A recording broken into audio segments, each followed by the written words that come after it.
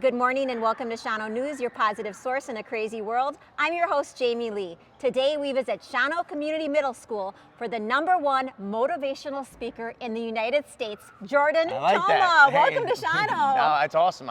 This is my second time in Wisconsin, but everyone is so nice in Wisconsin. I love Wisconsin, so I'm excited to be here. A little cold. It's a little cold, but I'm used to it. You're used to it. You're from New Jersey. New Jersey. And a lot of people may know Jordan. He has a social media following of over 3 million people with his handle, I'm just a kid with an IEP.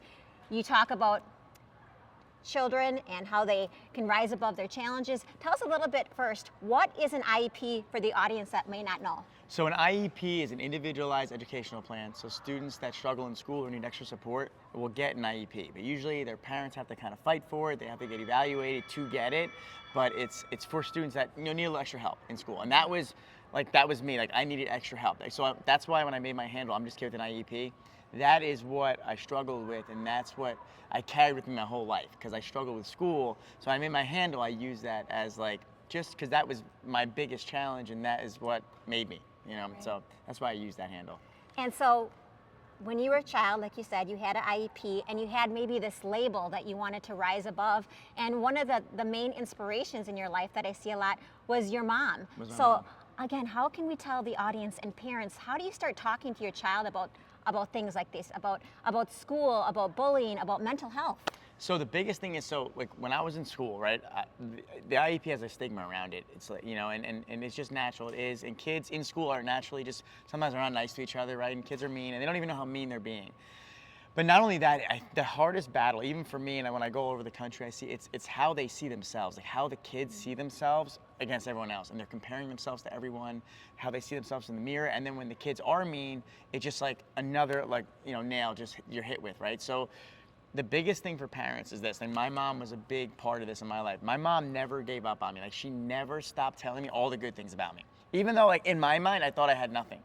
But with my mom doing that, she became so annoying that I didn't want to listen. So I just was like, Mom, you're just saying this because you're my mom. And then you don't think it's real because it's your mom and your mom's going to say that.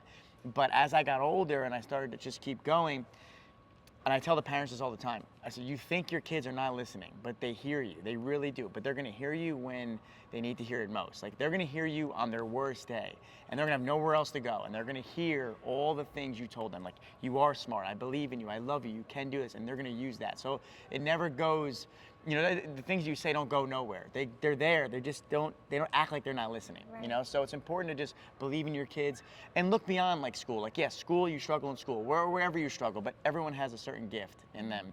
And your job as their mom, as their dad, as their grandma, whoever that one person is to remind them of their gifts every step of the way so that when they do get there, like everything makes sense. That's so wonderful. And that's what my mom did subconsciously, I think, just loving me so much. That's what parents do. Like everyone has that one person, right? So like just believing in me just forced me not to give up. And I would have gave up if my mom didn't do that. So one person that loves you. One person is enough. I've seen your videos. I've even shared them with my 16-year-old son. And I know that Shawano Community Schools are so excited to have you today. You're going to talk with the kids, empower them about belief, work ethic, because I know your motto is your struggle is your strength. Tell us more about that. So your struggle is your strength is really, and it's for everyone, right? Everybody struggles. And I ask a lot of questions with the kids, and I'll do it today, and I'll ask them, hey, how many of you struggle in school? How many of you struggle outside of school? How many of you struggle with things you never told anyone about? And I want everyone to see, like, we all struggle. We all do. But we can't allow that to be the reason why you don't make it. That ends up being the reason why we do make it. And the whole meaning behind the struggle is my strength is that we're all going to struggle. But once you get there, you're going to realize if you didn't struggle, you wouldn't be so strong, right? And that's the truth. But a lot of kids, even myself, I gave up before I got there. And I had someone to push me and believe in me. So my job when I come in these schools, I'm like, hey, I'm going to make sure everyone hears me, sees me. I struggled the first 20 years of my life. I would never be in front of you if I didn't struggle though. And the same thing goes for you here in these stands to know that it's going to be okay. Because right now these kids think right now is forever. And a lot of times we do when we're younger, we do. But it's not true. Right now is not forever. But who we become is forever, right? Who we become to get through it. And that's because like when struggle is your strength, it's like when all your hard work comes together, all your failures come together, and you get this one moment where like it all makes sense. But you got to struggle. And I hope that these kids understand that and they make good choices. They're good to each other. They believe in each other, and they realize, we're all in this together. Wow, I love your energy. What a message of hope and healing. Again, these conversations start at home, then they ripple onto our schools, to our communities, and the world. So Jordan, congratulations on everything you're doing, following your dreams, serving people, making a difference in the life of youth. I wanted to give you a special treat. Sundrop Girl here in town, Twigs Beverage. Thank you so much. Have you ever tried a Sundrop? Never. Never I tried a never even heard Sundrop. of it.